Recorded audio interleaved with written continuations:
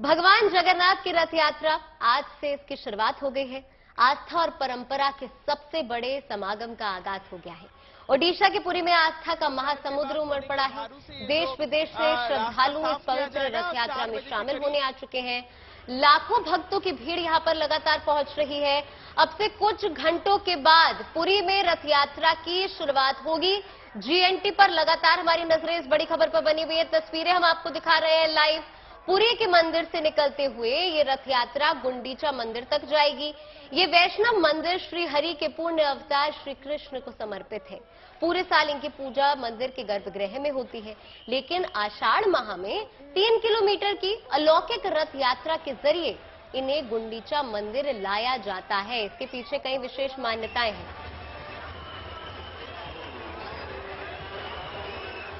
क्योंकि हमारे साथ संवाददाता भी हमारे साथ जुड़े हुए हैं और महाराज भी हमारे साथ लगातार जुड़े हुए हैं। उमाकांता जी, सबसे पहली बात, सबसे पहला सवाल यही है, जाहिर तौर पर काफी भक्तों में इस प्रकार का एक विचार रहता है महाराज कि अगर हम पौराणिक मान्यताओं को देखें और देखें कि कहा जाता है कि राजा जो इंद्रद्युम्न थे उनको सपने में देखते थे जगन्नाथ, और वो कहते थे कि देखिए हमारी इस प्रकार से प्रतिमा बनाई है, और वो जो पूरी कथा है, लकड़ी तमाम एकत्रित की गई और अधूरी रह गई जो मूर्ति, उसको अगर आप समझा सके हमारे भक्तों के लिए।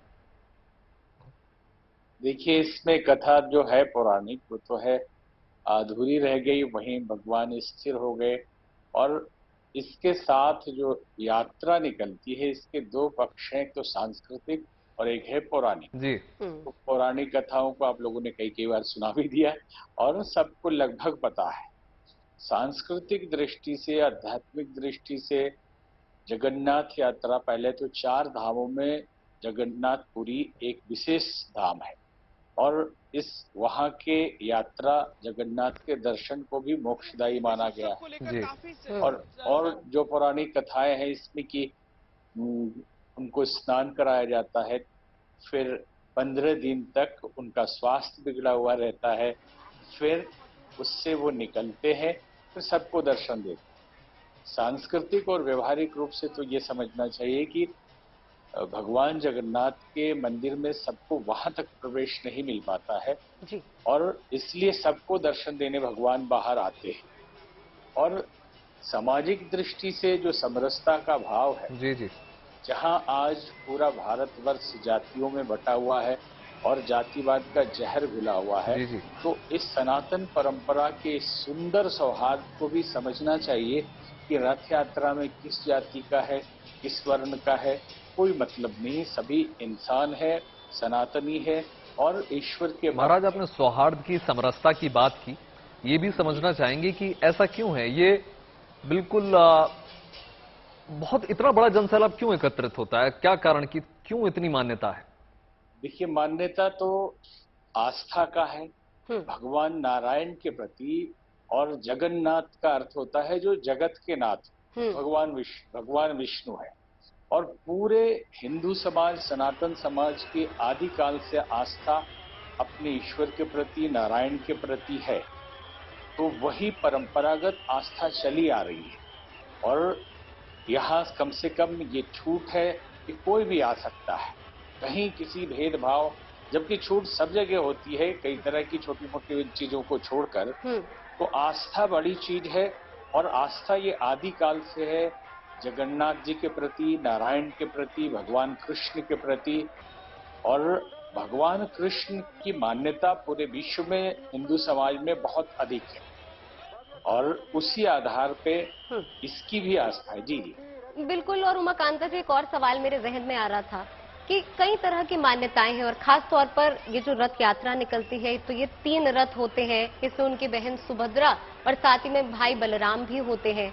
कहा जाता है कि नगर भ्रमण पे निकलते हैं। उनकी बहन ने जगन्नाथ भगवान से कहा था कि मुझे नगर भ्रमण पे ले जाओ। इससे जुड़ी भी कुछ कहानियां हैं। जी जी जी, आपने वो कहानी बताई थी। और वो ये भी एक मान्यता है कि वो अपनी मौसी के घर जाते हैं। जी ये जी भी एक महाराज। कथा आती है। जी। और रथों का प्रकार अलग अलग होता है, उनके पहिए, जैसे पहले रथ का जिसमें भगवान जगन्नाथ विराजमान होते हैं 16 पहिए होते हैं। फिर बलराम जी का उससे कम होता है 14 वाला, फिर 12 पहिया होता है। और माना जाता है कि इस रथ यात्रा में जो लोग भाग लेते हैं वो मोक्ष प्राप्त करते हैं, वैकुंठ जाते हैं।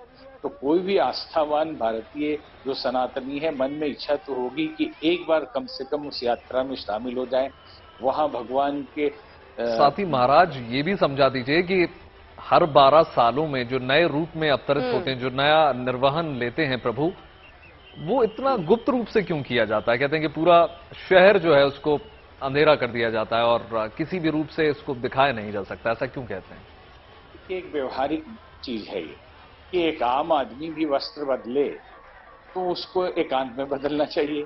जी जी। तो एक ये मान्यता ऐसी बनती रहती है और भाव है।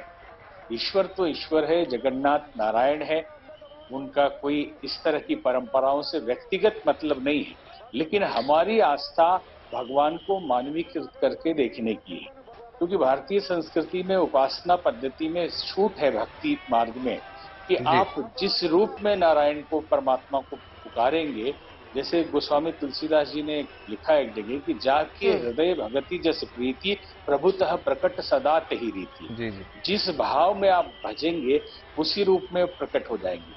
तो हम मानवीकृत करके देखते हैं तो एक इंसान खाना खाता है, एक इंसान एकांत में वस्त्र परिवर्तन करता है, तो उस रूप में हम अपने भगवान को भी देखते हैं।